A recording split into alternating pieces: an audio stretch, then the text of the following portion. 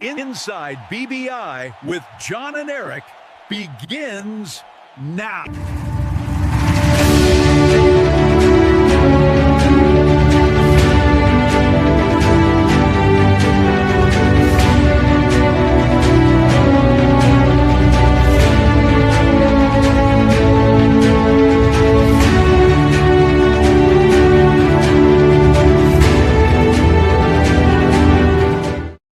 All right, well, welcome back to another live edition of Inside BBI with John and Eric.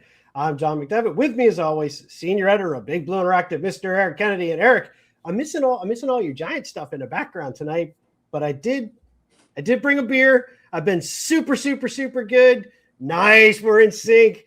I got down. I'm down below 189. I'm below 188 right now. My goal for the end of March is try to get down to about to 180. Everybody knows my ultimate goal is 170, so I'm pushing through. So that being said, speaking of like cutting stuff, Eric, we're going to get to that, but how are you doing? Good.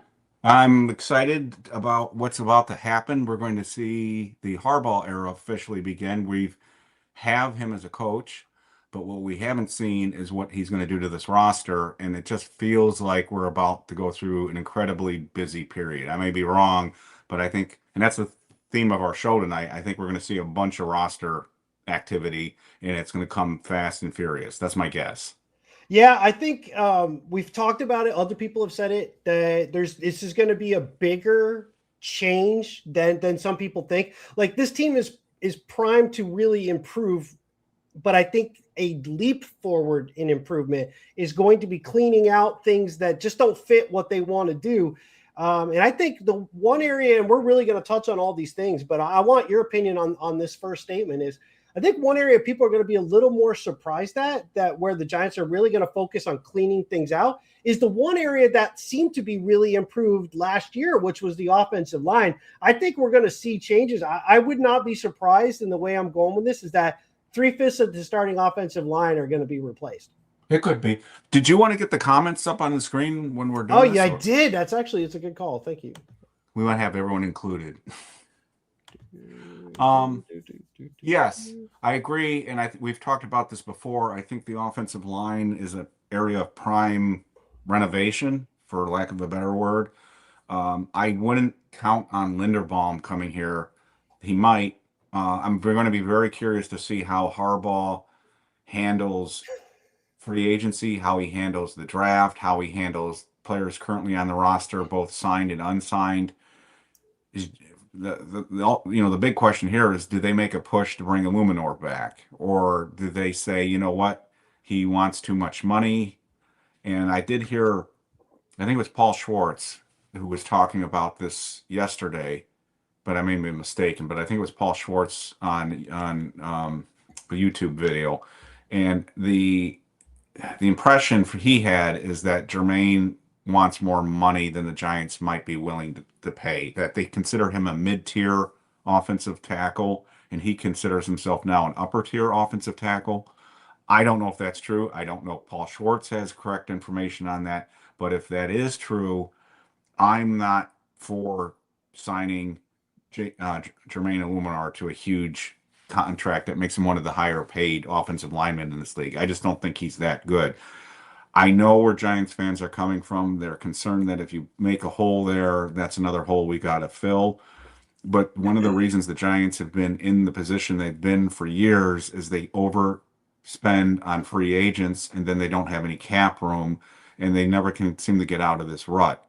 And this goes back to the Nate Solder days and other linemen, Glowinski's, and all these other guys that we brought in. We overspent for them. They didn't turn out, and then we got hit with the cap space, the immediate cap problem, and then also the cap problem when we got rid of them. So the way I look at this is, I don't know if there's going to be a huge drop-off between Luminor and some other veteran that will be released or might be out there as a mid-tier guy, and I'm going to trust the coaching staff to maybe get the best out of him. In this case, is a short-term fix or a short-term replacement till they can deal with it in the draft.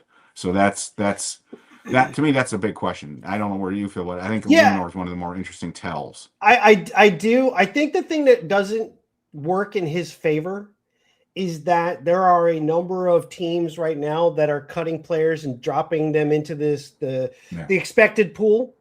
And you've already seen a number of offensive linemen get cut and released based on their money. You've got Taylor out of Kansas City. You're getting these other guys that are just being dropped out there.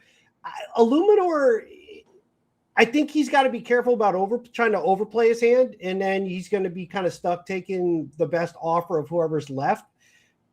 But I think here's where I kind of think the Giants might be leaning. First off, if I think he's a mid-tier guy, but I like him overall, the only reason I leak out the mid-tier guy, if they leaked it out, is because I'm trying to send a message to his agents and to whoever, and I'm throwing that out there that we're not going to be bent over the barrel. Right. One thing about the Giants differently this year, at least in theory, right? All of this is in theory until we start seeing it play out. But we assume with John Harbaugh, this is true, is that the Giants in the past, they didn't, again, I keep beating the dead horse of system. They didn't have a system. They kept getting guys to fill a hole, but they were guys. They were like, oh, that's a great piece and he can do well, but with what we do, he might or might not do well, but he's a known name. And that's the Giants will go get guys. You've got an offensive coordinator. You've got a passing game coordinator. You've got a run game coordinator. They're going to go after the offensive linemen that really fit the guy who's going to coordinate the run game piece and who fits with the passing game concepts. But the base blocking stuff, the offensive line coach is to teach it. The run game coordinator is going to design it. And I think that's where you're going to see, if you know anything about Greg Roman, you look at it, we're going big, big, big. They're going to want big guys. They don't have to be the most nimble. A lot of his offensive linemen are not the most nimble. Right. They're going to go big. So if they can sign a Luminor, then I think we're going to go, and we're going to talk about this when we do the actual contracts of who could go and whatever. I think it's going to be right guard, center, left guard are all going to be new coming into this season. Linderbaum, I'm with you. There's going to be a number of suitors for him, and the money certainly might not be there Giants-wise, and maybe his interest might also be with one of the other coaches he's familiar with. It's not just Harbaugh. Monken is somebody he's very familiar with. That does give him options if Cleveland wants him, and there's other coaches out there who are going to pony up for him. So we'll see. So I might have missed it. Did you say you're leaning towards a Luminor coming back or not? I am leaning towards that. I'm leaning towards the Giants are going to do that so that tackles are set, because not only can you sign free agent guards that fit what you do, but when you want to draft big guards that aren't necessarily the most athletic guys, right, so they're not at the top, you can get those guards in the third round, fourth round, fifth round. You can find those guys later in the draft and use them if they fit your system. So I think the Giants want to secure the tackles. Left is taken care of. Right tackle, I think you don't want to have a big hole at right tackle. You don't want to force Marcus Bowe, because where's his position, by the way? What do you think his position is? I'm still sticking with him being a tackle. I know there's been talk about center and all that. I mean, one of the things I just saw is people are now starting to think that Fano in the draft, I know we're not getting in the draft, but Fano's best position might end up being center. I saw that. Because he's got the same, he's got shorter arms than I think Bowe does. I think Bowe had it came out after the combine that they did his arms. His arms were longer than they were, but that's a whole other point. But I don't think we should go into, and I don't think the Giants are going to do this. They should not go into training camp saying Marcus Bowe is going to be our starting right tackle. Right. Look, there are two things that are on my mind in this conversation, and one of them is, well, first of all, the respond to what you said. I'm just not sure a Luminor is going to be here because he might price himself out of the market. If what Paul Schwartz is saying is correct, and that's kind of where I believe too. I think Luminor is a good player, but I think he's a mid-tier player, and he's older. He's led the league in penalties. He's not a great run blocker. I don't want to hold at right tackle, but I don't want to sign him to a 3-year huge deal either. And I'm not sure, he may be looking for something like that. What ties into all of this is the offensive line situation around the NFL is dreadful. So, and the salary cap just went way up for everybody. So there's going to be a lot of money chasing very few players, and I have a feeling that prices are going to get on hand pretty quickly. The other thing is, and we've talked about this with Cy, but it's also out there with other people that follow the draft. This is not a great draft after you get out of the second round for offensive tackles, just like last year. And I thought the offensive tackles were mostly gone last year when they, towards the end of the first round, they weren't any like guys at the top of the second round that you and I and Cy were like, oh, let's draft that guy. Those guys all went early, and I think it's going to happen again in this draft. So my big dilemma, and I think the Giants' dilemma, the thing that keeps them up right now is where do they get the offensive linemen in free agency, and where do they get the offensive linemen in the draft? Because if they don't take an offensive lineman at 5, and I'm not saying they should, they might, but I'm not saying they should or they shouldn't. But if they don't, and they wait, and there's not somebody there in the top of the second round, and they didn't address it in free agency, it's not going to be a pretty picture. But everybody's in the same boat around the league with offensive linemen right now. There just aren't any. So many teams just don't have 5 good starters. So I know I'm arguing against myself, but it gets into what you said. Do they feel like they may be forced to resign a Luminor? Now, if Joe Schoen or Gettleman were still here, I know they would throw a bunch of money at a Luminor. I don't know what John Harbaugh is going to do. John Harbaugh may say, we don't need to do that. We can get somebody else on the waiver wire, and we can coach them up. That's the type of stuff that's going to be fascinating for me to watch, because Shane isn't here, because Gettleman's not here, because there's somebody new here. I'm very curious to see what that's going to look like. Yeah, I'm with you. I wanted to respond to one of the comments that the offensive line coach that the Giants have is scheme versatile. I'm definitely not arguing that point. My point is that the offensive line coach does not decide what the scheme is. He coaches the offensive lineman how to play. The guy who's going to decide the scheme is usually the offensive coordinator, but in this case, I think it's going to be the run game coordinator is going to have a big say, and that's Greg Roman, a big say in what their offensive linemen are, because what is the thing that John Harbaugh has been talking about a lot, and where we're hearing rumors, true or not true, smoke or not smoke. I know people don't believe in that. That's fine. But there's sometimes you say things that you don't really mean because you're trying to draw attention away from what you're really doing. But even if there's some semblance of truth, the Giants are interested in running backs. The Giants are interested in a running game. The running game is important to John Harbaugh. He has stated it multiple times. Stopping the run, being able to run. The Giants know they have a quarterback. That quarterback has 2 skills. He has the ability to pass. He has the ability to run. You want a running game very similar to what Baltimore did with Lamar Jackson. They wanted a running game so that you have that versatility that makes his running game, the quarterback, more effective. If you don't have a good running back, you don't have a good running game other than your quarterback, his running eventually is going to get him killed. But if you constantly have that threat of a running game, that really expands the offense for the quarterback. I think the Giants are going to be focused on the running game. It's going to be on interior size. And I think one person brought it up, and I don't want to butcher his name. Is it Falele from Baltimore? Huge dude from Minnesota. He was not going to be an offensive tackle in the NFL. He just does not have the feet for it. He's not even necessarily one of the best guards, but he knows what they're doing. He brings some serious size and physicality. I think that's the kind of player the Giants are going to look for. Think of this year under Harbaugh, this first year, as kind of like Jim Fossil's 2000 season. If you remember, the Giants had Lomas Brown and they had Glenn Parker, 2 older guys that they brought in to solidify and make that offensive line, but they were stopgap guys. The Giants will get some stopgap guys and they'll draft some younger guys. I think that's how they're going to go about this. That's what I think is probably the direction that they're going in.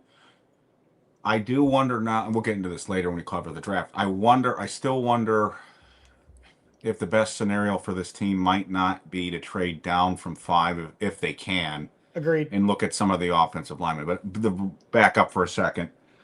The comment that you made was the one I was going to make too, is if the Giants' interest in adding a high-profile running back is legit, if they are seriously interested in possibly Jeremiah Love, if they're looking at Kenneth Walker, then this team is about to become way different than most Giants fans have been used to in a long, long time.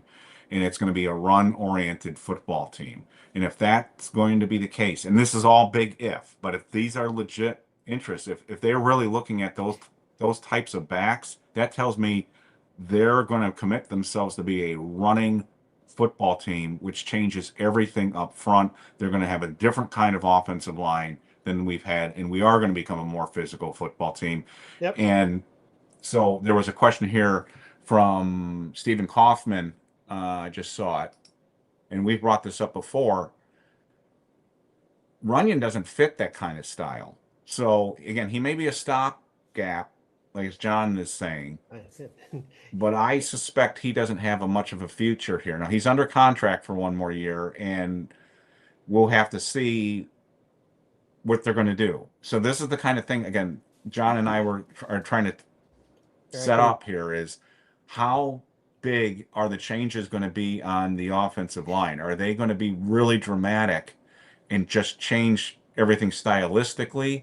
Or are they just going to maybe try to keep some of these guys around and hopefully address this through the draft? I'm thinking they're going to make some major switch changes. I'm curious to see how they do it. I don't have this feel. My gut feel is they're not going to spend a fortune in free agency. I just don't think that's how they did it in Baltimore. And I know this roster has holes all over it. And some of the players John and I are going to talk about are going to be on their way out, and that's going to create more holes. But I think that there's a new sheriff in town, and I just think he's going to handle this better, differently and better than Gettleman did and then Joe Schoen did. Sure. That's my gut feeling about this. So I included, and I brought this up maybe a little earlier than I was planning to, but I included John Running. If you remember a couple of broadcasts ago, I actually was anti that they would do that. I didn't think that they would go, knowing that Luminor was kind of out there and you didn't know, knowing that Van Roten is not there currently, at least not signed, and he's old. And then knowing that there was talk that Schmitz wasn't necessarily a guy that they were committed to. So, but I've changed the tune on that. I think they're going to try to keep a Luminor because the tackle positions are just so important that you don't really want to try to draft or sign a guy. If you got him on staff already, go for it. I think, though, that the interior pieces are all going to change. Runyon gives you $9 million of cap space if you get rid of him. I just think that he doesn't fit the physicality game that they're going to play. He doesn't. He's a big dude for a normal human being, but for an offensive lineman, he's average size, and he doesn't really have the room to get bigger. Like he's probably really over his size already. He's bulked. He's a technician. And he's bulked up as much as he can be. Yeah. Like he can't put more weight on. So I think the numbers the Giants need space. Now there are a number of ways they're going to do it, and we'll get into that. I'm going to take it back off the screen for now. We'll get into all that in just a little bit. But I think I actually am going to go with, I'm going to stand on the fact that I think Runyon's going to be gone. I think Runyon is the one who's going to go to free up the space. There's a better possibility, as far as I'm concerned, that they re-sign Van Roten to a very cheap contract to be a backup because he's a big dude. Yeah. And because he can back up center and guard, then there is that they keep Runyon at his current salary. I could see that, and I've been somebody who in the past, like when we went through free agency last year, and you were right and I was wrong about this, that I thought they would bring back Van Roten. I don't think Van Roten fits either, but like you said, he's a stopgap and he can play multiple positions, and he's a good guy in the locker room. I think they're going to go cheap in free agency. That's my guess, in the sense that I think they're going to wait out the first wave and then cherry pick what's left and look for guys that they know who love football, aren't the best players in the world, but they feel that they can work with and they can hold down the fort, and they won't take up a lot of cap room this year or in the future because they'll be on 1-year deals. That's my gut feeling. I could be dead wrong about this. They could, when free agency starts on opening night, they could be like, we might hear Linderbaum gets this huge, gigantic contract. I could be dead wrong about this. I would be a little bit surprised by that, because that, to me, that seems like you're putting all your eggs in one basket approach. And maybe they'll do that. I don't know. But so I could see very easily what you just said. Runyon is gone for the savings and because he doesn't fit for the future. And then a Van Roten coming back because he's an insurance policy. That doesn't mean he starts. It just means he's in case of glass, in case of emergency break glass player. I think the Giants aren't going to wait out anything. I think they're just going to be very targeted on what they want. And I think they're going to try to do it quickly. I actually think they're going to spend more in free agency than people think. But I said it again a couple of broadcasts ago, and I'm going to stick with it. I think they're going to go heavy offense in free agency. I think they're going to go offensive line. I think they're going to try to find themselves a second wide receiver that they can count on, a veteran guy that they can have as the guy opposite of Neighbors, especially not knowing how quickly Neighbors can get back to full speed.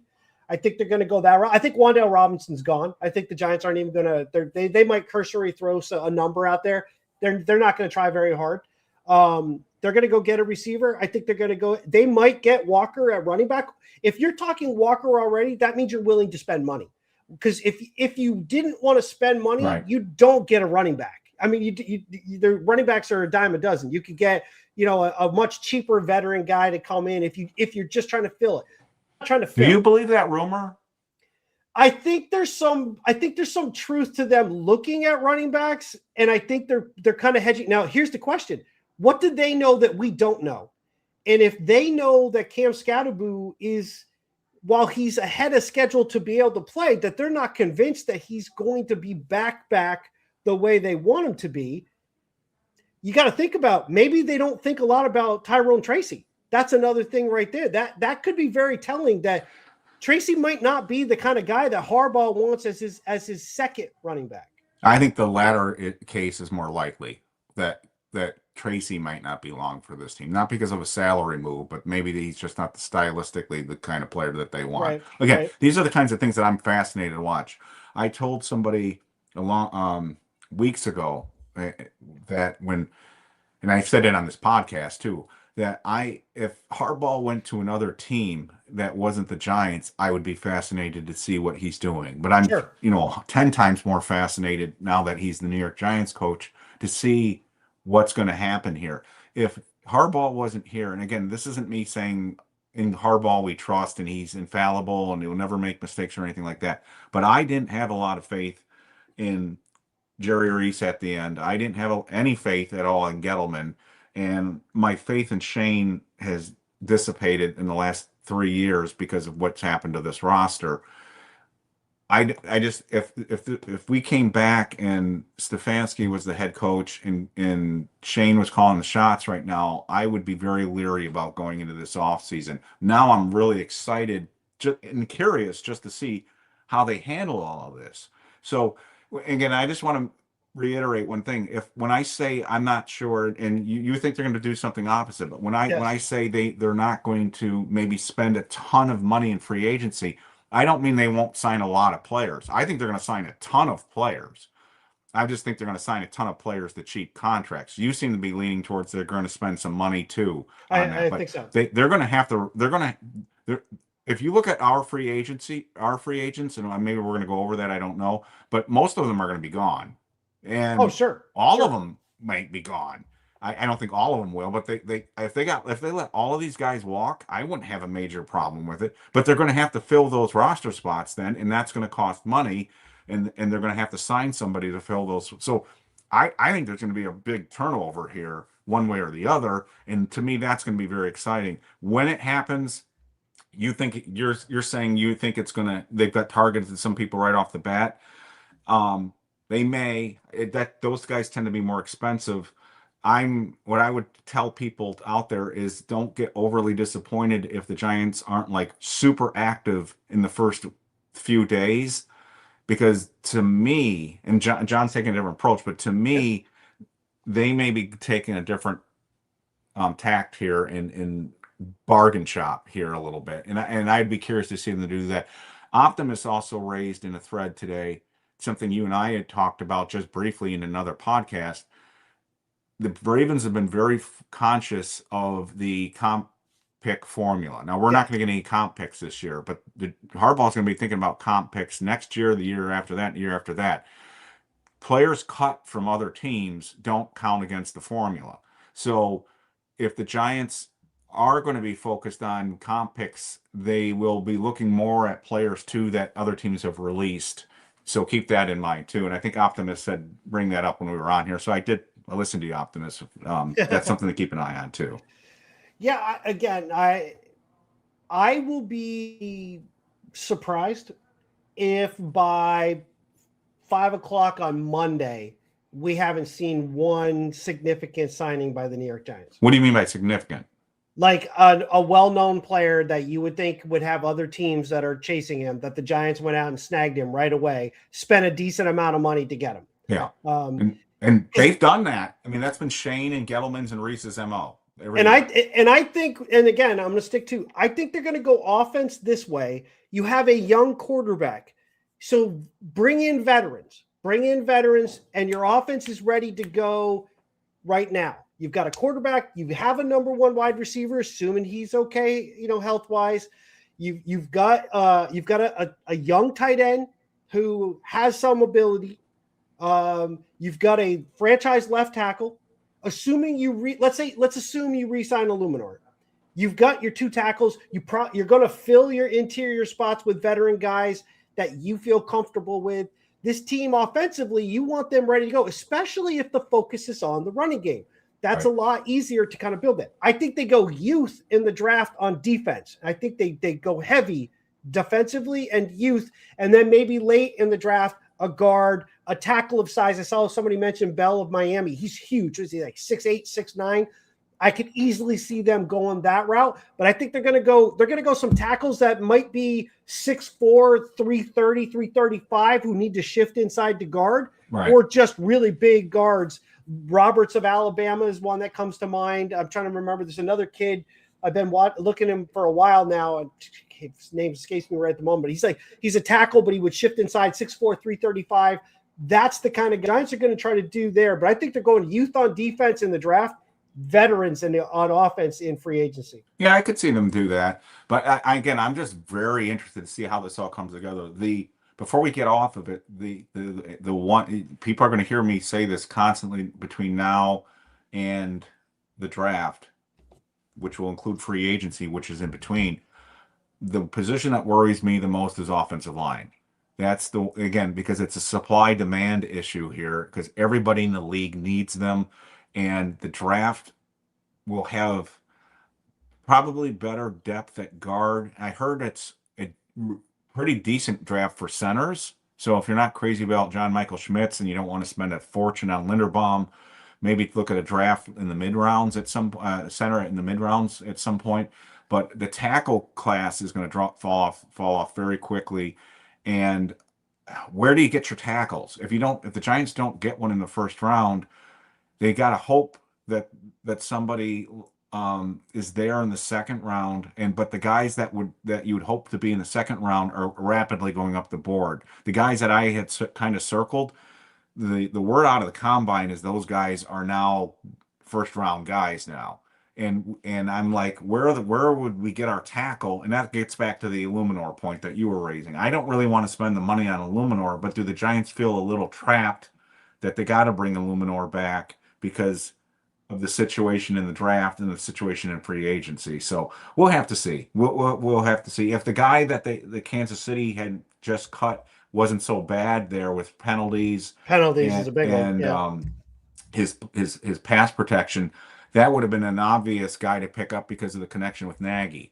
But I'm not sure, Nagy would want to bring him here. Of course, they have the same penalty situation as with Luminor. Luminor's a better pass protector, though. He's the better player. But it's funny that Taylor had 13 penalties last year and Luminor had 14.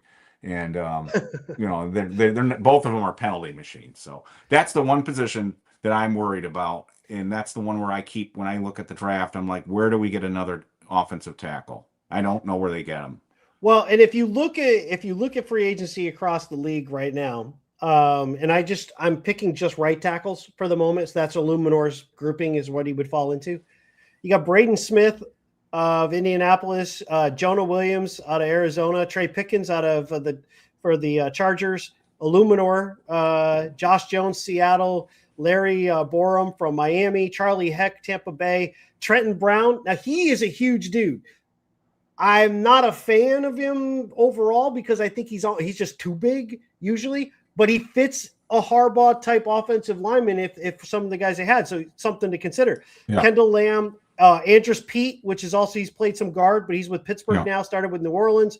Trenton Scott, and I'm just jumping through some of these guys. George Fant is I didn't even know Andrus Peat was still playing. I remember when he was in the draft. Yeah, and he quietly went to Pittsburgh and whatever. Stone Forsythe, if we want to bring him back, he's out there. Lucas Niang, who's still in the league apparently, didn't know. So anyway, there's a lot of guys that are out there, and I'm assuming there will be a few more between now and then. In fact, the big thing with the Giants is we have not heard, other than Okereke, and it hasn't been confirmed. It's been rumored that the Giants are going to get rid of Okereke. It's been rumored they're going to get rid of Devin Singletary, which both make sense. But the Giants haven't really come right out. They haven't made those announcements that a lot of other teams have, where they're like, we're not re-signing this guy. We're not bothering. We're letting him go. So I'm curious to see what the Giants do with some of these players that we've been talking about, because time is short. All this becomes real at noon on Monday when it's legal tampering, which is kind of a weird thing to say, but that's how they call it. Legal tampering begins at noon on Monday. Guys can be signed. It's just not official until Wednesday. But there's a lot of teams that need to get under the cap. And Dallas is making a huge move. They're restructuring a ton of contracts.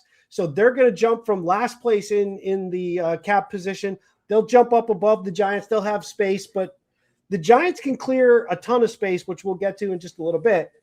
Some of it I'm okay with. Some of it kind of sucks because you're dropping players, which means you got to bring players in to fill them. So, it's there's cap space. Now I gotta use it. But let's be honest, some of these players, we need to get rid of them because you need better players. Right. Nice catch, Peter, by the way, about Pete with Bloomgren. And Cleveland just cut another offensive tackle today, a backup, I think. I didn't do the research on him yet. So there are a bunch of Cleveland linemen that are free agents now that are out there, to keep that in mind. And I know Cleveland's line didn't play great last year, but Bloomgren came from Cleveland, has a relationship with those guys, and they're better players than the unit showed last year. So again, that's another keep in mind the connections with Cleveland because of Bloomgren, anybody from Kansas City because of Nagy, Chargers because of Roman, and obviously the Ravens. So just keep an eye on connections for there with coaches. Cornelius Lucas and Cam Robinson, both of Cleveland, are released. Cam Robinson's bounced around. He's a known name. Correct me if I'm wrong. Wasn't Cam Robinson an Alabama guy? I believe yes. he wasn't he? Another Alabama tackle gets taken high and bounced around because he's never lived up to the expectations. And before people go, God, we're talking about guys that aren't that great. The Giants just need somebody to hold down the fort that's not going to be expensive. And if you're a coach who's a little bit cocky and you believe in your coaching staff, you feel that you can coach guys up and get decent play sometimes out of them. The ideal situation would be for the Giants to be able to address the offensive line in the first and second round in this draft, spend their first pick and their second pick on an offensive line and fix the offensive line. They're not going to be able to do that. They can't do that. So the question is, if they can't do that, what are they going to do in either free agency or players that are cut? So some of the guys the Giants are going to sign, not just on the offensive line, but at the positions that John and I are going to talk about, people might go, him? Why? I don't get it. He sucks. And there are players that Bill Parcells and Tom Coughlin got in free agency that people were like, but they ended up being really important cogs or even just role players in those teams. So just don't automatically dismiss somebody. And John and I have thrown out, I don't want to go down that path, but John and I have thrown out players on the Giants that were almost largely forgotten, except for crazy guys like us that remember these names. But they were important players on teams that won Super Bowls. So just don't automatically discount somebody because he's bounced around the league and if he comes here. So if they can get somebody like Jermaine Luminor on a 1-year contract who plays, he's not as good as a pass blocker, but he's a better run blocker and he fits the offense better. That's a win-win in the book, maybe, because they've got somebody who fits the offensive better and is way cheaper than a Luminor. He might, but he's not going to be somebody you want for in the next 5 years. He's just going to hold down the fort in 2026 until they can fix the position. Sure. And what I mean, really, real quickly, one guy that comes to mind immediately to me in the past that fits exactly what you're talking about is Kevin Booth. Kevin Booth was not a great player anywhere, and suddenly he's starting on the Giants.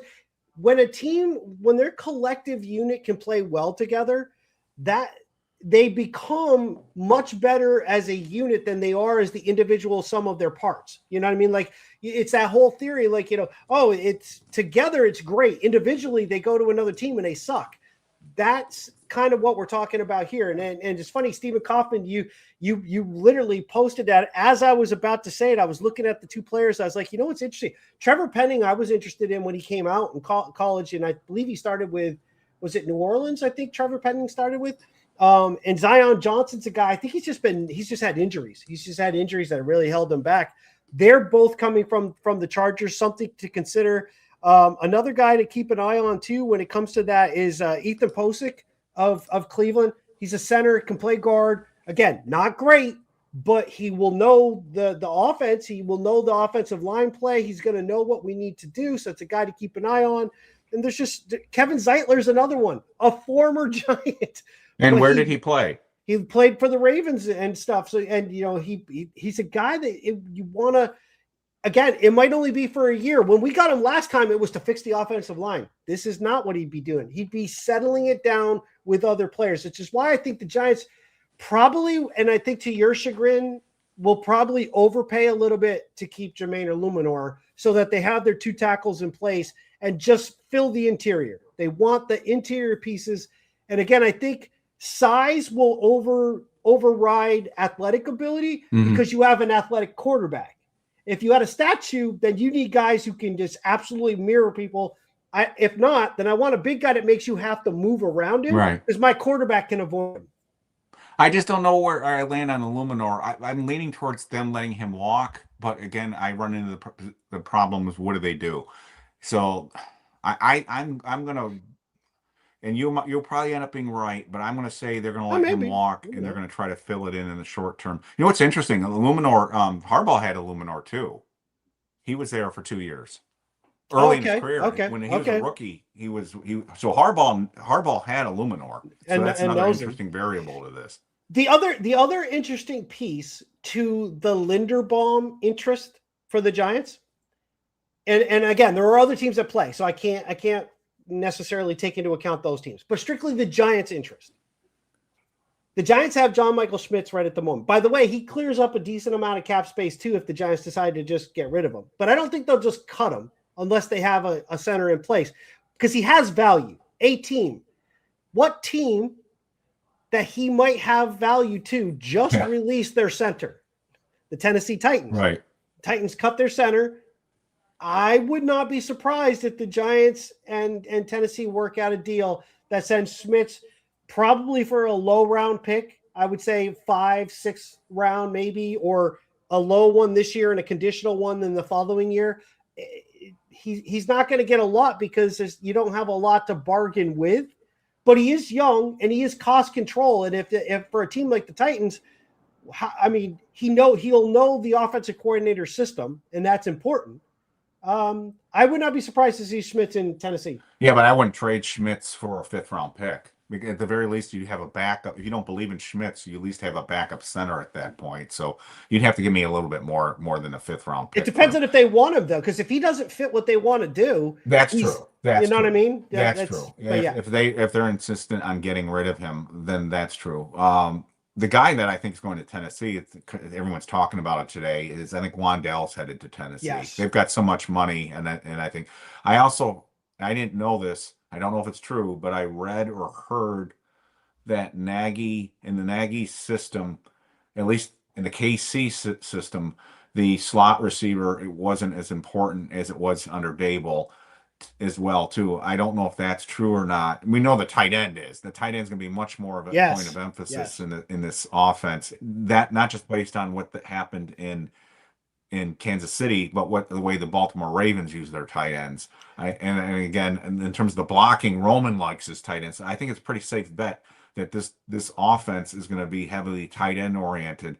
So it doesn't really make sense for the Giants. And I've said this before, I would like to keep Wan'Dale, but I would not give him what is he going to get, like $17 million a year for a slot receiver who's small, who isn't going to be featured in the offense. That doesn't make any, that's the kind of thing that you've got to start making strategic decisions on how you allocate cap resources. Sure. And I always think slot receivers are the easiest to find in the NFL. Those are, if you go every last few drafts, it's like there's a plethora of slot receivers every year.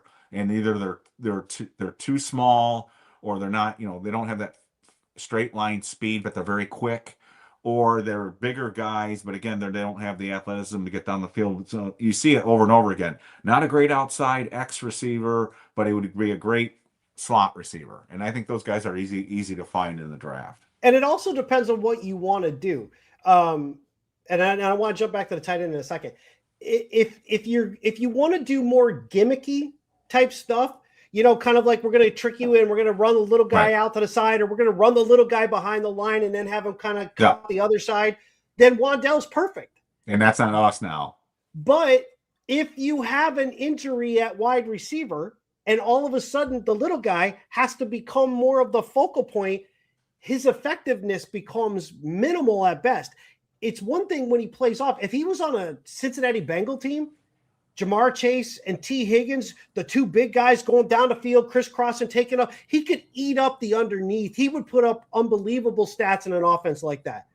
For us, and the way this is going to be, or what I believe the John Harbaugh way is going to be, you want a bigger guy in the slot, a tight end who's a bulked up wide receiver at tight end who comes in on second and third downs just to receive, or a tight end who's not great at blocking, but enough of a blocker that he can play full time, but he's playing in the slot. You could split him out if you need to.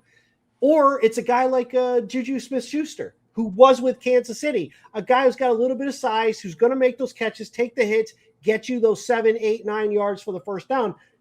The thing about tight end that you brought up is interesting with Nagy, but there's one other part about Nagy with tight end to remember too. He was with Chicago when they got Cole Kmet and they brought him in. They had a double tight end set with when he was the coach there. He has always used the tight ends in his offense. It's not just with Kansas City. It is going to be a focal point.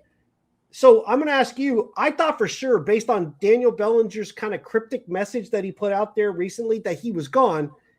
There was a post by Ryan Dunleavy said one of the guys he expects to come back is Daniel Bellinger. What do you think? I was surprised by that, but again, the tight end, not because I don't like Daniel Bellinger, I just thought they were going to bring in one of the Raven tight ends. And then at that point, Bellinger's role didn't make a lot of sense. But this is going to be a tight end. I will be shocked if the Giants don't carry 4 tight ends this year. I think I think they did last year. Good point. I think they're going to carry 4 tight ends. Just finish the loop on what you were just talking about. Agree completely. If you're going to run a run-oriented offense, you want a slot receiver who can block. Who was the receiver in the draft that Cy said was it Jeremy Bernard from Alabama? Yes. And he timed much better than people expected at the combine, which was one of the few holes in his, the knocks against him. If he's there in the top of the second round, he would make a lot of sense for this team, not just because of his ability to catch the football, but if they're going to run an offense that's going to be very ground focused, and it was Bernard, right, that Cy was raving about? Yes. Yes. That would make perfect sense because you want somebody to knock the shit out of somebody from that position. So be it like you were saying, a tight end or a wide receiver. So that would make a lot of sense if Bernard would be a good fit for the Giants based on the type of offense that you and I expect them. But Wan'Dale doesn't make sense if you're going to run a run oriented off. What was the one thing that drove you nuts last Oh year? You my brought it up God. multiple times that they would run He would be the towards lead blocker. Wan'Dale's side and he was the lead blocker. Not the lead blocker, but he was the blocking wide receiver out there. Or they would do the bubble screen and he was blocking. And I'm like, why do you have Wan'Dale Robinson blocking? Sure. I mean, this isn't the WWE and you're going to roll out, God, how do you say this in today's world? You're not going to reel out a little person and have him, go wrestle the Big Show. This is like, that's what you would do. You throw Wan'Dale to block. I'm like, dear God, like why even bother at that point? I mean, it's the things they did with him. He has a lot of skills.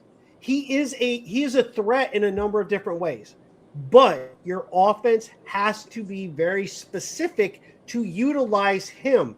And if it's not, and you do things that doesn't fit his skill set and or his stature, what are you doing? You're literally, you might as well be playing with 10 people. This is an interesting name that I just popped up.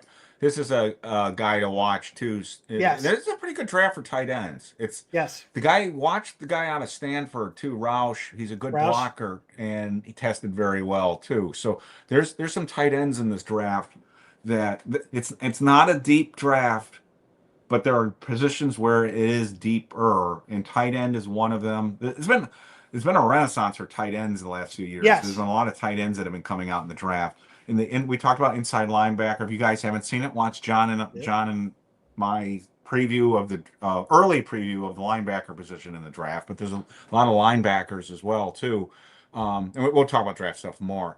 But I think Wan'Dale. I like him. I like him as a human being. I think he's a good guy. Sure. But I just don't know if it makes a lot of sense. And it sounds like he's looking to get paid, and I think he's probably gone. So how do you want to do this? Do you want to bring up your chart again? Do you want to go through free agents for some fun, because I'm going to put this up later when I cut this down. I threw that together real quick. But we're going to go with this. So this basically, now this isn't everybody because I could have added more. James Hudson's going to be on the cut list for sure. I cannot see James Hudson. I mean, do you agree, Eric? There's no way that. Yeah, I think he would be gone. The only thing out there is he was in Cleveland. Now Bloomgren did not coach him because he was a free agent, but Bloomgren knows him because when Bloomgren was hired, he obviously did the film work on Hudson. So, and Cleveland let Hudson walk. So I would assume they're not interested in, but there is a little bit of a connection there, is because Bloomgren was coming in and evaluating him. Hudson signed with the Giants, but that contract for Hudson looks like a joke at this point. And he would provide $5.3 million in cap savings if they get rid of him. Yeah, I got to assume. Bobby Okereke has already been listed as a guy who more likely is going to be, so I included him. Devin Singletary, Graham Gano, for thank God, finally, he and his given out hamstring can finally go bye-bye. I think the punter's gone too, even though I think they're going to get rid of the punter. I wondered, I was going to include him, but I'm like, the savings is minimal. It's minimal. I'm just saying, I think he's gone too, though. So the other piece now, I want to jump to the restructures. So just so we're clear, the $55 million below, that includes some other things. But if they do these restructures the way that they can, and I ran the numbers a couple of different times, the Giants could clear upwards of $80 to $90 million altogether. They can really open it up a lot, but it does put them on the hook for money from Brian Burns, from Javon Holland, from Paulson Adebo further out into the upcoming years. The commitment will be there. Dexter Lawrence, it sounds like the Giants are pretty committed. Would you agree that they seem committed based on their verbiage that they want to keep Dexter Lawrence? Yeah, I don't think that was coach speak. I think he's coming back, and if they did get rid of him, that's a gigantic hole they got to fill. If somebody blows him away, maybe. But the way Harbaugh said it, and not just what he said, I don't think he's going anywhere. I agree 100%. And I think what they'll do is they'll redo his contract. I do think, and we talked about this in the defensive line video, please, watch them. Actually, I'm kind of surprised they're trailing behind our normal stuff because I thought it was pretty interesting in what we put together. one of the things we did talk about was the fact that Dexter's not necessarily a true nose tackle. His skills are easily a 3 technique kind of guy too. He doesn't have to be just lined up over the nose. That dude, Right. he can play. And I would not be surprised based on the way Harbaugh likes size on his defensive line if they don't get more of a 6'2", 6'3", 330, Yes. 340-pound nose and Yeah. move Dexter over to the 5 technique or 3 if you want to call it defensive, basically being the defensive end, but he's just essentially another defensive tackle on a 3-man line, and move him over a little bit to let him freelance a little bit, because when he lines up over the center, it is difficult because they can double either one of the guards down on him. But if you move him out over the guard, what are you going to do? If the center jumps out, the Giants can blitz people right up the middle with their speed. If the tackle's going to help the guard, then they have to leave the edge. That putting them over the guard, between the guard and the tackle, opens up a number of things for the Giants on the defensive line. And I think it makes it easier for Dexter too, with some of the injuries he's had, playing right on the nose, right over the center, Right. where he can be pounded by 2 guys very easily. I kind of feel like the best way to go is shift him out. So I think they restructure him. Yeah, I think you're going to hear me say a lot of this. I wish we had other second-round picks, but I just talked about Jeremy Bernard. I talked about an offensive lineman at 2. If Lee Hunter or the Ohio State McDonald is there at the top of the second round, that would make perfect sense for the Giants that get him as pure nose tackles and then shift. Then we would really have more of a Ravens defense. We would have 2 big defensive tackles in the middle, which is something I've been lobbying for a long time. If you guys have been listening to me over the year, I've always liked big defensive tackles. Not that there's anything wrong with that. That's the route that I would go. Sure. Consider strongly as well too. I was looking, John, at the salary cap. I think you hit the nail on the head if we cut these guys, but you're right about John Michael Schmitz. It's almost $4 million if they trade him or would get rid of him. But Roy Robertson Harris, who wasn't bad for them, would be $3.35 million if they got rid of him. And I don't know if he fits this style of defense that we're going to play. So Roy Robertson, in hindsight, looking back, unless, and I'm hoping that the new coaching staff, because we've got a lot of good defensive back coaches in the room now. Dennard Wilson, the defensive coordinator, that's where he cut his teeth. But the 2 guys that are coaching the defensive backs are also supposedly up and coming guys. I hope we get something out of Jahan Holland and Paulson Adebo, but that free agent class that Shane signed last year looks like a train wreck right now, and it's because we're already talking about cutting people that they just signed that just didn't work out. I mean, like, it's not just Hudson; it's other people. If you go down the list, and it's like, oh my God, we spent almost $80 million right on Holland and Adebo. Well, was it 70 or 80 million on the 2 of them? Paulson, well, if you just look at what they count this year, just those 2 on the cap, Holland and Adebo count for over $42 million on the cap. Yeah, but the total contracts I think we're almost 80. Maybe it's more than that. I have to go back and look. And it certainly could be, but I mean, really, some of that is funny money. So I only care about what the cap number is. All right, well, and so it's 40 million, as you said right now. Yes, 42 of this year is those 2 guys who drastically underperformed last year. And if you just cut them right now, you actually are in the negative. You lose cap space. So the Giants pretty much, Holland, I think they're going to restructure. Adebo, I think they're going to restructure, just kind of changing money into like some bonus money and shifting it out. Again, we have a different person handling the cap numbers and the contracts now. That's going to be big on how the Giants do things versus how they've done it in the past. It's interesting that Paul Schwartz, again, the mouthpiece of the Giants organization, was on talking about Donna Ponte and said what you and I have been talking about, that she brings a more modernized view and way of handling contracts and the salary cap. So we saw this today too with the video. They hired a new VP of video, was it direction or whatever it is? Yes. We've seen that they've hired a bunch of analytics people.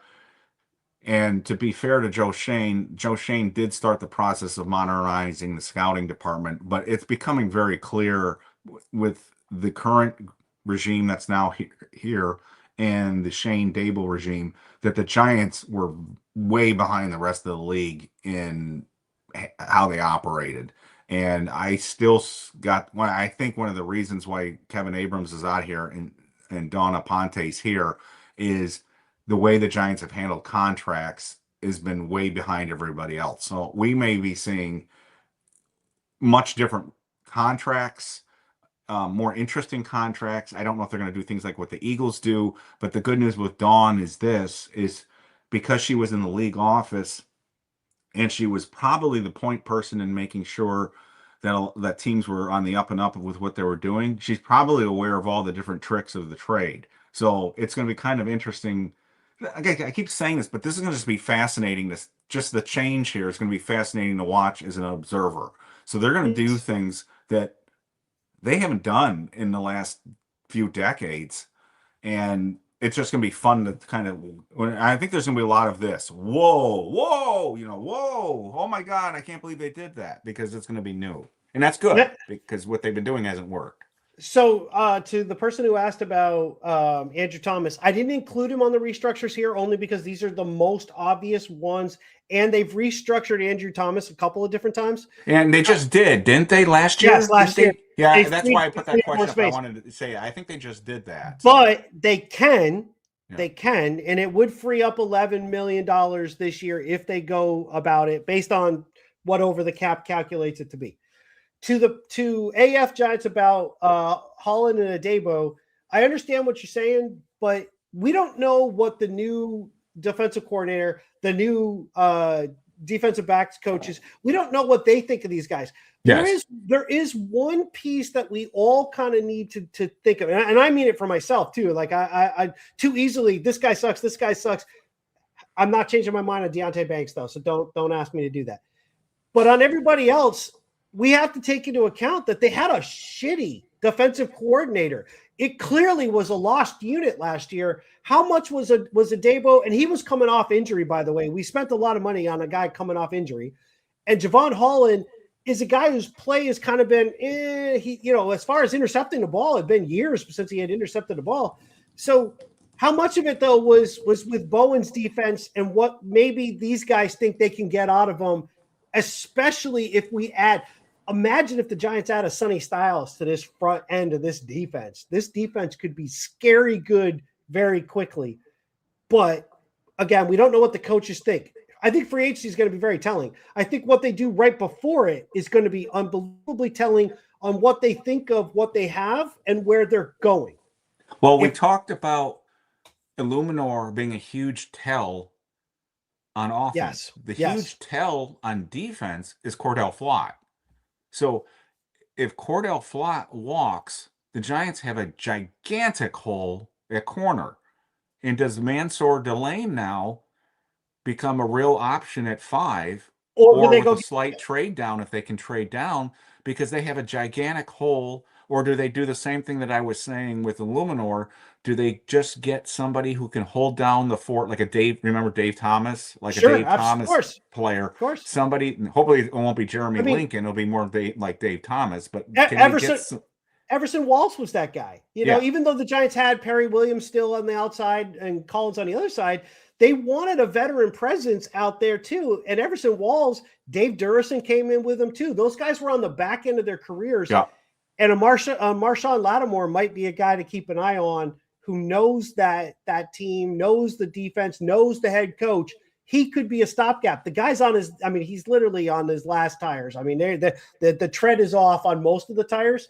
But if you can get through a decent portion of the season with him, the Giants might consider that a win. I want to ask you your opinion. Did the Giants spend to keep Cordell Flott? Well, that's a huge question. As an outside observer who is not overly familiar still yet with how this defense is going to operate. Right.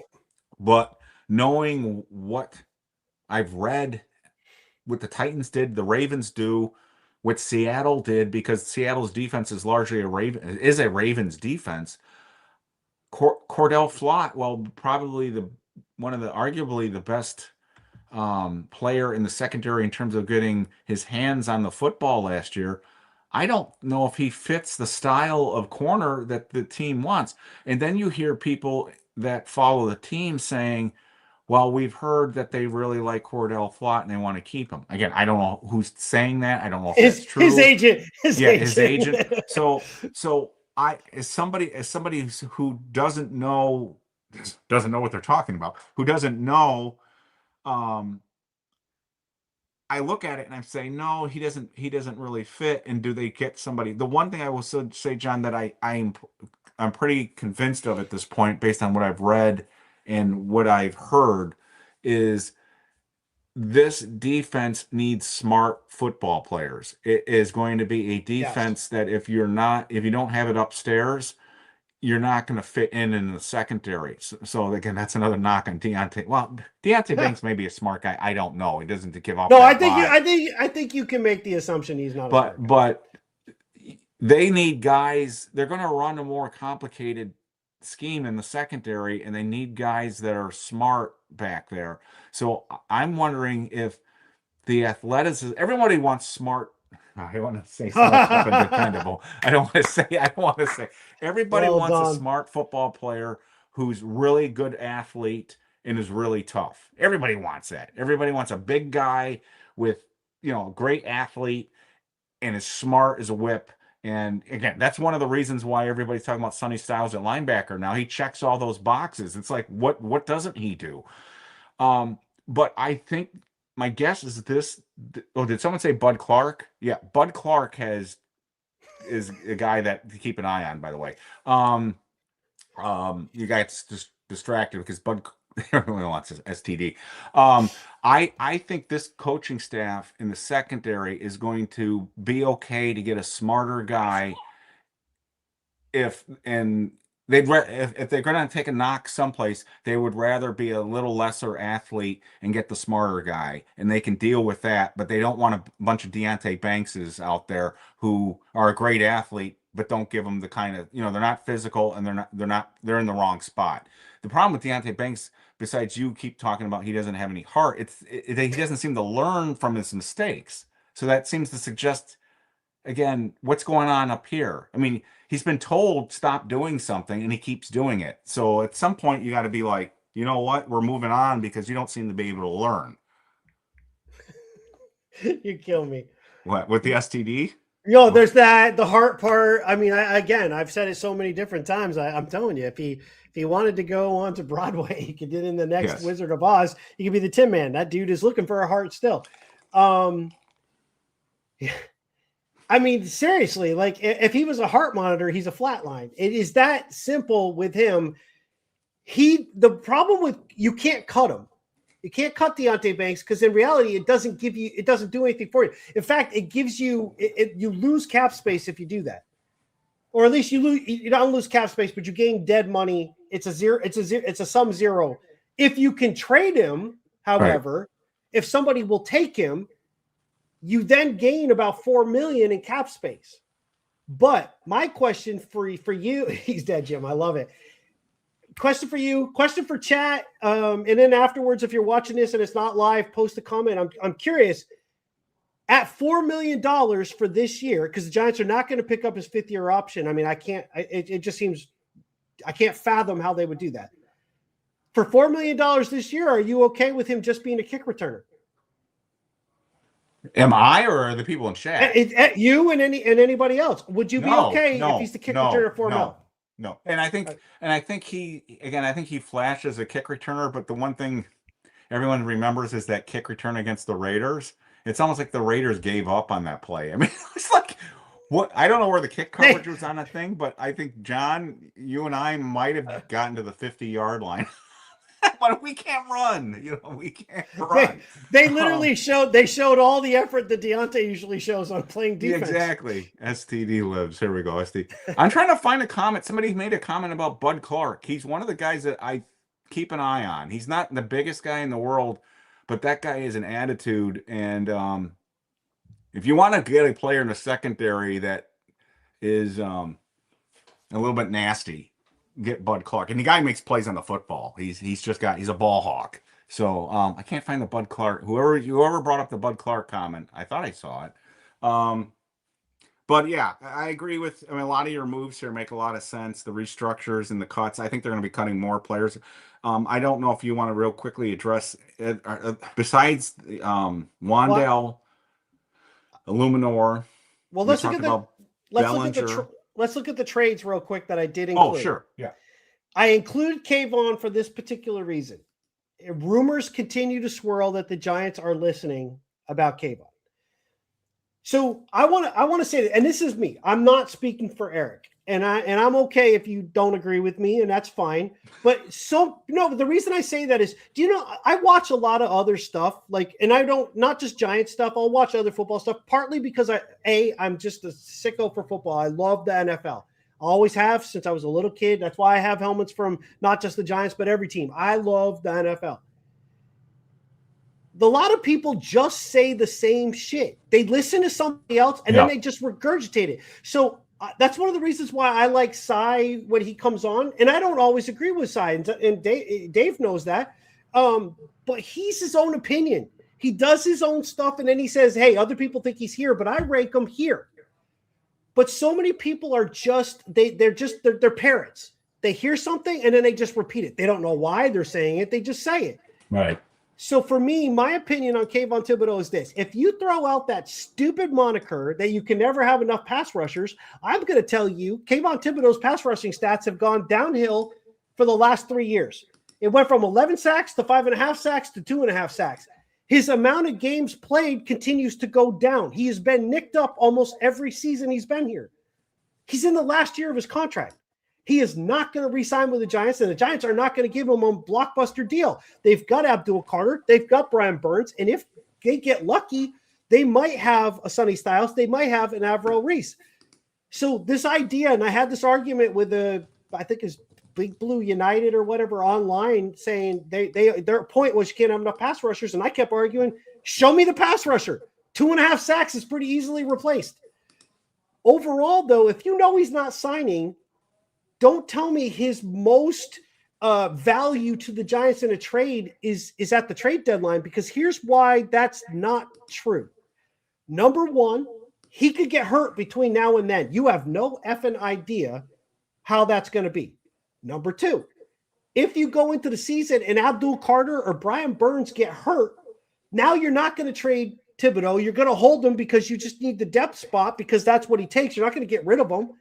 But he's not going to do anything for you, and you're not going to keep him. He's become, in many ways, to me, to other Giants fans, the Saquon Barkley situation of 2022, 2023 all over again. You don't hold on to him with this mythical thought of what he could be. It is what he is. As Joe Shane says, the past performance is a predictor of future results. Kayvon Thibodeaux is a 2.5 to 5.5 sack guy who does not affect the games much at all. Our best chance to trade him is right now when another team wants an edge that they can't get early in the draft. Maybe they draft lower, that it can take on the salary, because our biggest advantage of trading Kayvon Thibodeaux is $14 million of cap space. I say you trade him. That's my opinion.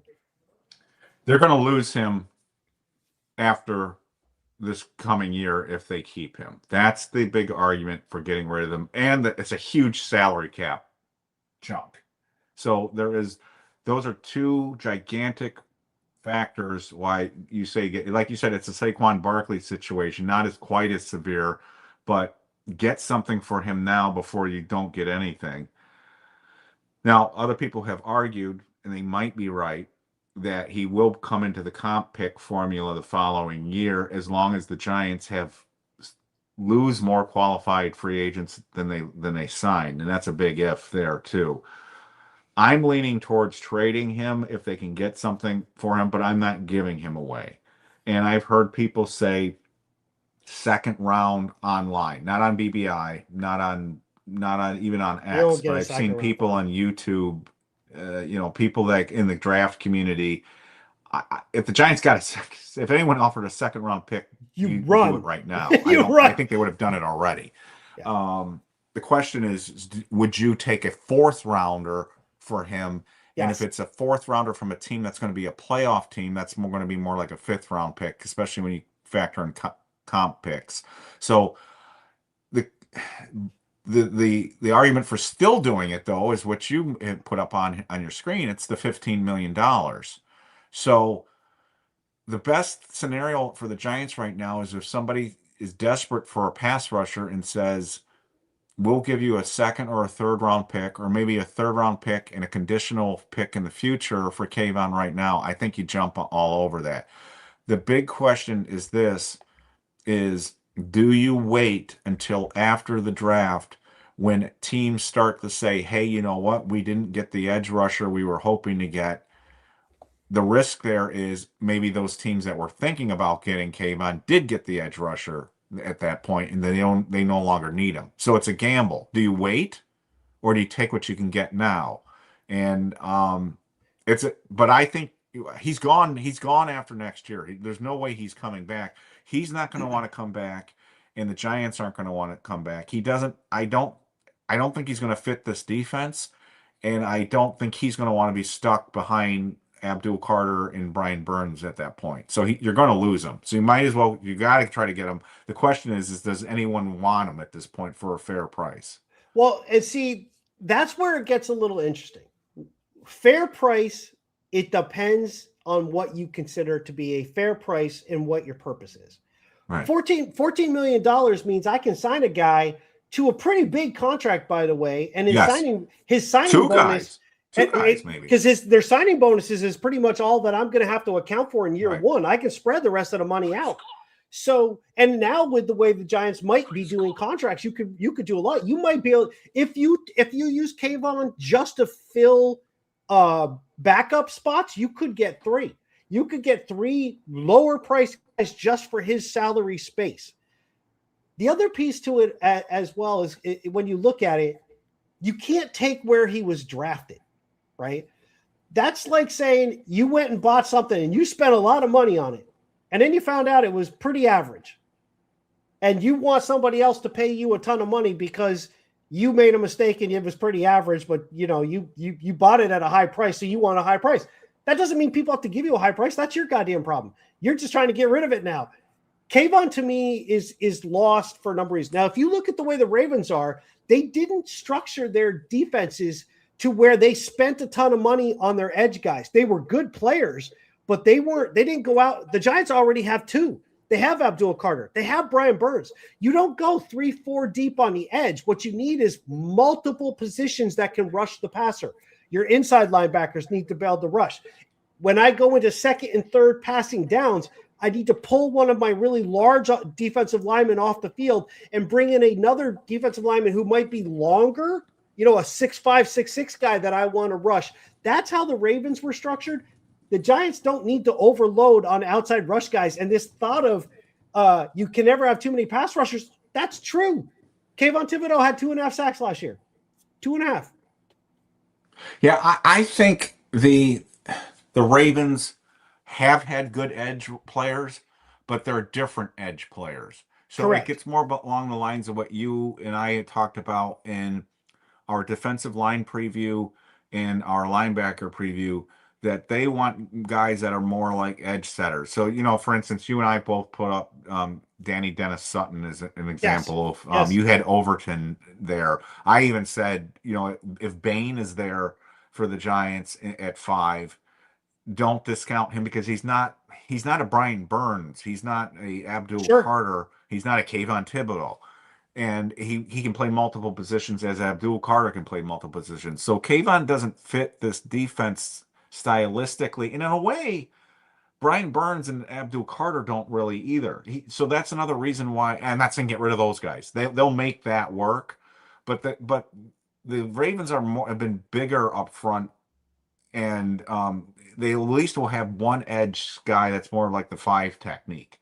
And that Kayvon's not that. Kayvon is a better edge setter than maybe some of the guys out there, but he's not the kind of guy the Ravens had setting the edge. So he just doesn't fit. He's gone. The question is how we got to hope that somebody's out there who will trade for him. My feeling is that at some point they're just going to bite the loss and trade him for whatever they can get. I'm just hoping that somebody gives us a third and maybe a conditional pick at some Now, point. it might be, and other people have brought this up, it might be a player for player trade. It could be. The Giants will get rid of the $14 million on their cap, but they're going to take some money back in by bringing in another player. Mm-hmm. If so, I expect it to be offense. That's what I think. Now, okay, so Slayton's on the list here. Who the hell wants him? First off, there might be a team that would want Slayton, Tennessee, who might want him for a conditional 7th round pick in next year's draft. I don't give a shit if you give me a bagel. I want Slayton off the team. I'm taking it because I want Slayton off the team. I want Hyatt off the team. I want Slayton off the team. And Darius Slayton, it's going to sound bad the way I start to say it. He is the opposite of Deonte Banks in a number of ways, and yet is the same result. He is a guy that I think he's a better person than Deonte Banks. He's a good guy. He's better in the locker room. I think he's better for team chemistry because he cares about. I think he cares. If you look at what his biggest stats are, they're always when the season is kind of not really in play anymore, or they're not going to be challenging anything. And when the moment is shined the brightest, when there is plays that have to be made, Philadelphia a number of years ago. You could do last year. There was a couple of different games. He drops the goddamn ball every time. He literally is kind of a representation of this just good enough to be there, but not good enough to win that the Giants have had for a number of years. He's a coach killer. And this is going to sound horrible. He's a great guy. Like John just said, he's a great guy. And when you're a great guy, you're a winner in life. So Slayton, you're a winner in life, but he's a losing football player. I don't want to come out and say he's a loser because he's not a loser. No. But he's a losing football player. And it just hasn't worked out for him. Now, he may go on. You know, we all wanted Evan Ingram off this team, and Evan Ingram had a little bit of a career renaissance, and maybe Slayton leaves here and goes on and does something better someplace else. But he's been here enough. We know what he is here, and he's just not a winning football player. He disappears. He drops passes. It's time to move on. And he's got the stench of, what has he been here now? 6 years, 7 years? He came in with Daniel Jones in 2019. So yeah, he's just got a stench of that long of, I want to cut the cord with some of these players and it's time to move on. And again, if somebody's out there who's related to Darius, I think he's a great guy. I think he's a hard worker. I am not, but it's time. And to be honest with you, Slayton had a chance to go to another team last year. I even think the Eagles offered him a contract, if I remember correctly. It would have been better for him personally it's better for him to leave the Giants too. It's not working out for him here. And I don't see that changing with John Harbaugh in place. That's just me. I don't see that changing. It's time to change that wide receiver room up. Wan'Dale's probably gone. Slayton's gone. Neighbors is coming off an ACL. Hopefully he looks like the videos look like he's going to be okay, but cross your fingers there. But that's another. People have gotten mad at me for knocking Shane and Dable before that, but this roster has a lot of key players that make it attractive for somebody like Harbaugh to come here, like a Dart, a Scadaboo, an Abdul Carter, a Brian Burns. But it is so shallow. It's so many holes. It's so many positions. And the wide receiver room has to be completely redone. The inside linebacker room has to be completely redone. We don't. It looks like the secondary is still a bit of a mess. Even all the money and draft picks they've spent on that position. This is in the offensive line. And John and I just talked. They may be changing most of the offensive line out. One of the reasons I'm really frustrated is look at the 2022 draft that we were just talking about.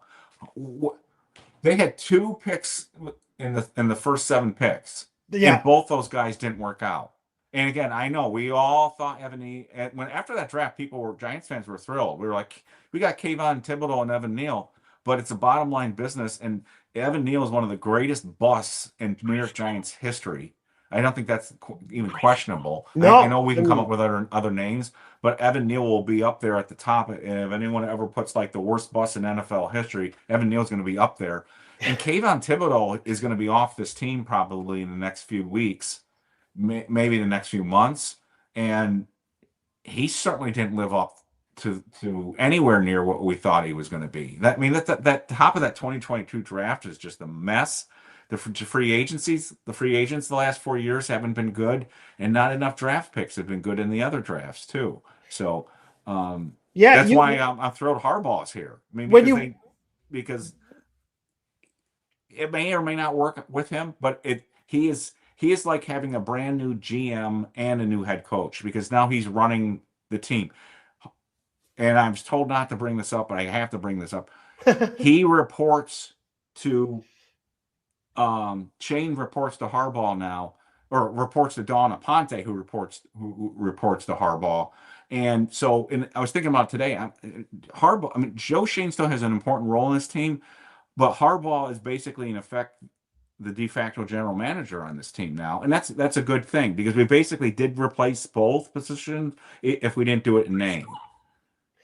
Yeah, it's interesting when you have two shots in the top 10, top 7, two shots in the top 7. None of them worked out, and you miss on both. I mean, I don't care how good you are at other things. You literally tanked the team going forward. Those are things again, this is why when we talk about top 5 right now, for me, the Giants have to swing for the fences. So when someone said, oh, Sonny Styles, he tests great and this and that, but he's, maybe he didn't play up to that level or whatever. You swing for the fences in the top 10. You just do. The Giants swung twice, and literally Evan Neal makes me think that Eric Flowers wasn't as bad as I thought. That's how bad that was. Well, remember, they traded up for Deonte Banks. There's another first-round draft pick, and they traded up for him. And they traded up for Jalen Hyatt in the 3rd round. So, again, I don't mean there's a pick on, because they're having good picks. I mean, again, he was instrumental, as you've pointed out, in getting Jackson Dart. And he did not do, as you've pointed out, what Daboll may have wanted to have done. Right. And so people can counter with other things, but it hasn't been good enough. The bottom line is it hasn't been good enough, and it was 4 years, and so I'm excited. I hope it just sounds really, I'm being really negative right now. I'm so excited right now, absolutely, because I'm fascinated to see how they're going to build this team. I love this part-time of the year. I love the draft. Yes. I love free agency. I love just talking about player acquisition and how a roster is shaped. This is the fun part to me. And I hope, again, the games actually become fun again, and I expect that to be the case as well too.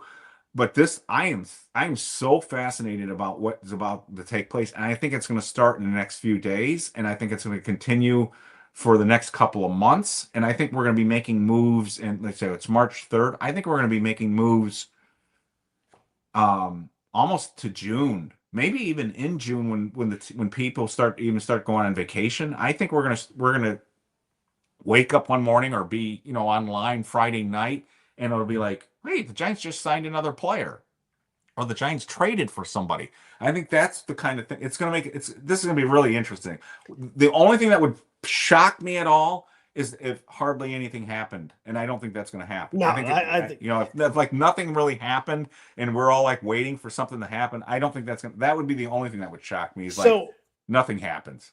I don't know if you saw this before, just real quick. Art Stapleton, roughly, again, I have to get it from other people because Art blocked me on X. Yeah.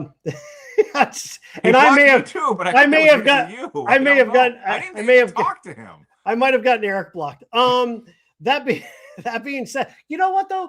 Screw you, Art. No offense, but if you can't just take back and forth because you didn't like the fact that I don't freaking agree with you, that's on you. Micah McFadden supposedly is according to Art Stapleton, has said he expects the Giants will ask him to take a 1-year prove-it deal. That seems to be where he's leaning. Now, that's what I would do. That's what I agree too. I agree too, but you almost wonder if that's like McFadden's agents kind of leaking that out there. Hey, we'll take the 1 year proven deal, because I mean the Giants are but that would be a 1 year veteran minimum deal. I would do that with McFadden because they don't have any. If they get rid of Okereke right now, they don't have anybody. Don't assume they're going to be able to get Sonny Styles or Anthony Hill at the top. See, that's the problem. I hope everybody, and I'm going to beat this to death, and people are going to say, "We know Eric, we know Eric." We're gonna come out of this draft not being able to address all these positions. That's another position. Again, if you didn't do offensive line, if you didn't do defensive line, if you didn't do wide receiver, if you didn't do corner, linebackers, another one that you could do at the top of the second round. I wish we had like 5 second-round picks, or remember the '86 draft when we had 4? When we had 4 picks in an '86, I would love to have that situation, but that's not going to happen. As we go forward, we'll do Eric and I just have to figure out when, but we'll do a free agency preview. So a look around the league at other players that for us to keep an eye on. I will say there's some guys, I'm going to say them now ahead of time because I said them before, but I want to stick with it. I have a feeling at some point in time during this free agency, the Giants are going to set, and it's been said in chat, and I've said it before, Patrick Ricard, I think, will become a New York Giant. I think you can almost pencil that thing in. It's going to happen. It seems destined to happen. The other one is everybody's on board with Isaiah Likely. I don't think it's likely. I think it's going to be Charlie Kolar is going to be the guy that they sign from there, or unless Bellinger's back. Well, even if he is, that's 2. Well, remember, you've got the guy we drafted last year. But we don't know how Harbaugh and his staff feels about Fedoni. No. And he didn't play at all. And he had another kind of injury that put him on IR. So I would like him. I liked him coming out of college, but I have no idea what Harbaugh thinks. If they add another veteran, like you said, they're going to go 4 deep. Keep a lower veteran to keep an eye on is Robert Tonyan of Kansas City, formerly of Green Bay. He had a knee injury, ended up in Kansas City last year, but played under the Nagy offense. Those guys, I think, are definitely some to be looking at for sure when we get into free agency. But Eric and I are going to preview that. And then just we haven't talked about how we want to do it, but I took off Monday, Tuesday, Wednesday of next week. So I am available for free agency, baby. So we can go live like we did last year. Peter, I think you might be onto something simply because I run a Giants website, and if I have to spell this name out when I do updates, I'm gonna kill myself. I'll long for the old days of Matthias Kiwanuka at that point. Before we get off, because we didn't go through the free agents, is there anybody on here? One of the players that they have an interesting decision on is Dane Belton. Yes, I agree. I mean, do you bring Dane Belton and that the Caleb Downs situation caused? And I know people are going to talk about the ACL thing, but Caleb Downs is probably still in play for the Giants, I would assume. But you're talking Holland. You got Holland, Newbin, and then that's it. Yeah, that's it. So they're too deep for a team, and they've already talked about Newbin being more of a in the box kind of player. Yeah. So if that's true, then they're still looking for more of a wide-ranging safety because I think Holland's he's really more of a strong safety. In old school terminology, he's more of a strong safety guy. They want a guy that's going to – I would not be surprised if safety is where they look in free agency, though, because, again, I think they're going veteran in free agency. So Belton it's a decent draft for safeties. The safeties tore it up at the combine, too. True. So, yeah. True. But they could get a veteran here to hold things down, a guy who knows the defense. So there are some guys out there. There's a Jimmy Ward just got released. Think of anybody from Tennessee who might, because you somebody who can call the game for them in the secondary. Belton, though, I mean, the problem with Belton is this. Everything you're going to do is based on hoping that he'll be more than he was, because he's not taking a baseline contract based on what he's done. So if you just go, what he's done, we're going to give you this, he's going to want more, and I don't think the Giants are going to give Belton more. To keep and Belton may just want to go someplace where he thinks he can start too, and he may not feel like he can. Of course, he doesn't know with this new coaching staff. So, Drew Phillips, I think, is too small to play safety. I don't think Drew Phillips can do that. Drew Phillips is an interesting guy that they're going to have to make a decision on, and I hope the coaching staff can help, because he is so inconsistent. He has games where he's awesome, and then he has games where he's not. And one of the guys Cy loves that a lot of people like in this draft is D'Angelo. Oh Christ, the guy from Indiana. What's his name? I can't think of his name. Pons. D'Angelo Pons. Yeah, that guy's just a football player. And when I've done mock drafts and D'Angelo Pons is there, I'm like, yeah, but we got Drew Phillips. But then in the back of my head, I'm like, well, is Drew Phillips all of that? So another name to keep an eye on. But is there anybody else in free agent? I look at the list. I'm for like, the Giants. I'm fine with him going. There's nobody there that Gunner maybe, because I don't know how this coaching. He'll be later, but he'll be later if they do. Right? There's no hurry. Right? To get him. But Russell Wilson's gone. Robinson's probably gone. Isaiah Hodgins is gone. Bellinger. I wanted to ask you this real quick, and is anybody else? Would you give Jameis Winston a longer contract to be the backup and free up? He doesn't free up a ton, but it would free up about $2 million if they wanted to restructure it and push it out. Would you want to sign him longer as the backup quarterback, or you're like, nah, that's up to the coaching staff? What does the new coaching staff feel about Jameis Winston? I think he's a fun guy, but I don't know.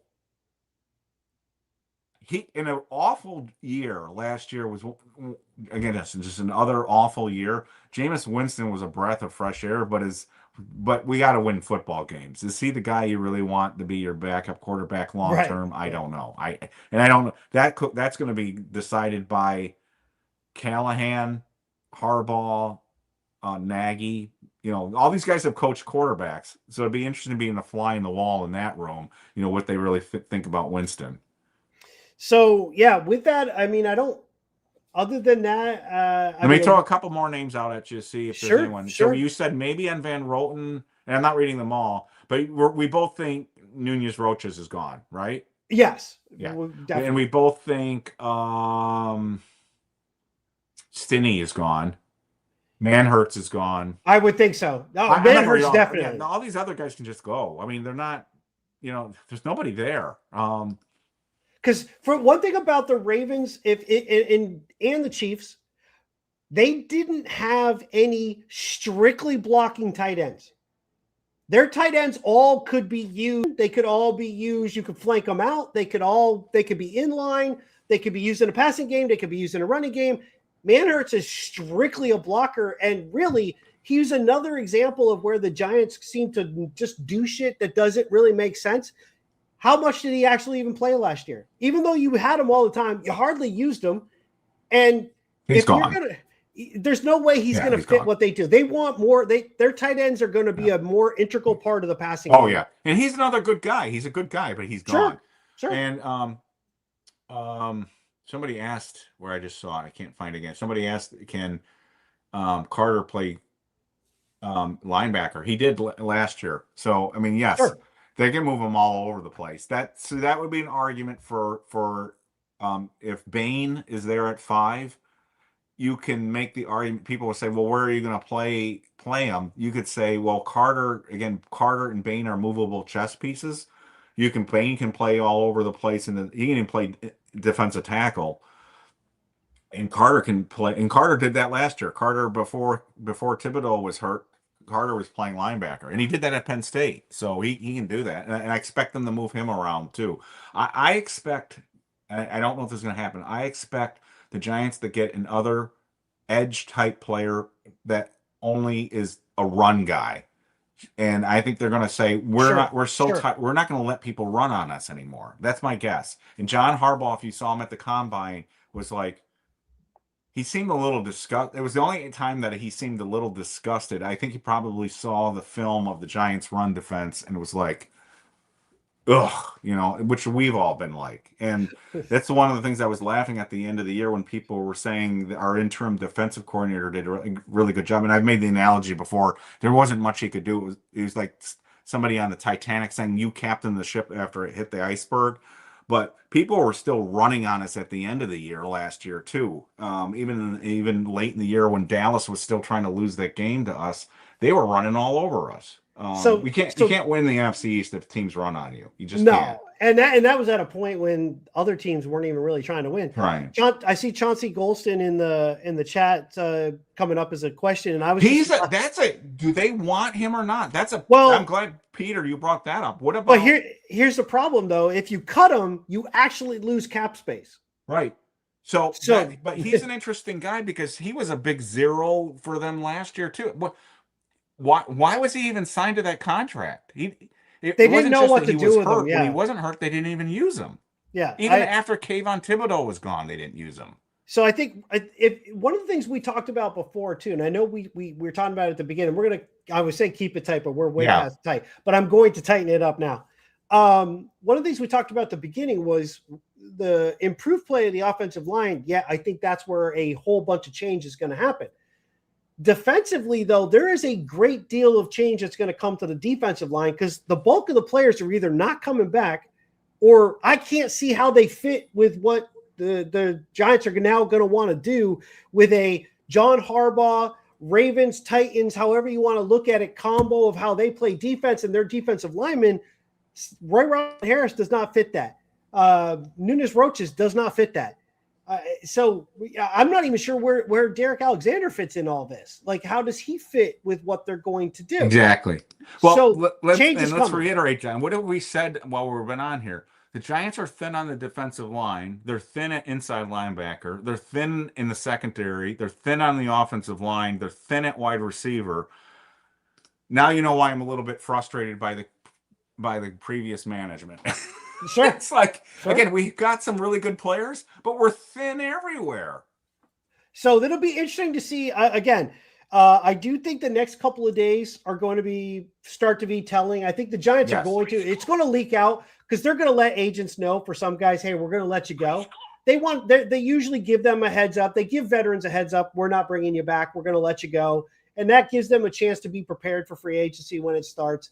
So I think that's going to start trickling out. And then I do think trades, and I do think Kayvon's the one to watch. And whether it's for a player or for picks, it certainly could be for another player. Yep. And hey, giant goofballs, don't be shocked, and don't be shocked if it's Jeremiah Love. I'm just gonna throw that out there. It cannot be Jeremiah Love. It can. Yes, it can. I'm not advocating for physically. It can be best player on the board. I'm just saying. That's true. Something tells me BBI is about to implode. On April, was it 23rd is the draft? Whatever the draft is. The Caleb Downs stuff was a bad news. I don't know how serious that is. No one else seems to be picking that up, and other people seem to be minimizing so it. Is, that is bad news. It is in chat, and I did confirm it online. So Bobby Okereke has been told he's out. He's out. So wait, you're saying the Giants have said that? The Giants have said that Bobby Okereke is out. Dan Duggan is backing up what the Schultz report has reported, that Bobby Okereke has been told that the Giants are cutting him. It would have been a major surprise if they extended him or kept him. So that's expected. It's just, but that's we're going to start hearing. Here it goes, John. Yes, you just said it. Yeah. Here we go. So, and I expect some more of that kind of stuff. So there's a lot of different. So real quick, because we included it, I'm looking at a list that was put together by the OTC. They have a list of players that could cut to make room for cap space. John Runyon, which we talked about. Bobby Okereke, we talked about. James Hudson, we talked about. Devin Singletary, we talked about. Graham Gano. John Michael Schmitz is listed as one of the cuts. It's almost $4 million with him. Yes, and that's a big one. Roy Robertson Harris clears up 3.4, and Chris Board would free up 2.1. That's what I'm talking about. Look at this free agents we signed last year. Yeah, and it's not just that we signed them. They didn't even play. Like hardly did anything. It's not fair to Chris Board that he was hurt, but that it's just another kick in the nuts, with that. So it feels like a movie though, in the sense that like here we go. Like one of my favorite guilty pleasure movies is the old Midway movie, and for those who haven't seen it, it's like they're waiting to see if they were successfully able to break the code and if the Japanese are really going to attack at Midway. And when they finally learned, they're like, here we go. So while we're on here and John is going like, Okereke's out. It's official. It feels like it's March 3rd, and we're 6 days away from legal tampering. It just feels like the next few days it's going to start. Here we go. It's starting right now. So. Yep. So it'll be fun in the next few days, but I think it's going to continue. I think Optimus said late June. I agree with Optimus. It's going to go. I think we're going to be like bang, bang, bang, and just when you think it's done, it's not. It's not going to be done. Exactly. So we'll wrap it up here. We'll let you know when we do the look across the free agent. If something big happens or some other announcement, a trade happens, Eric and I will do our best to find time to get on and do this. Before we sign off, I don't want to take it any further than the words I'm going to say. I know you have a son in the military. I have a son in the military. So thoughts with all of those. Let's hope shit calms down. And I have another son who's about to. My son Zayden has decided, he changed his mind. He is not going to the Air Force. He is going to the Navy, and we expect that he'll be heading out in June. So now I'll have 2 sons in the Navy. So. Anyway, that being said, like, subscribe, all that good shit that we normally say. Appreciate all the views, all the stuff, and we'll catch you again real soon. Get your Inside BBI merch here. Thank you. BBI merch. Right here. Get your Inside BBI